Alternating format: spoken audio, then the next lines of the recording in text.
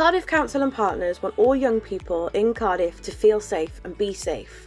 So we're working with teenagers across the city to put this plan into action. It has 6 goals.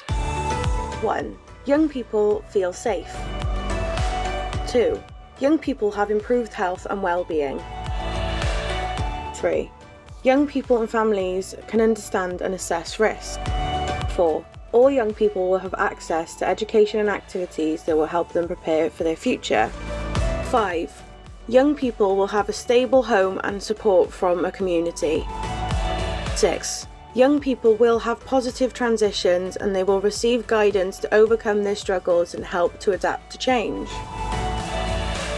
We want services to work together so Cardiff is a city where young people can say, I feel safe.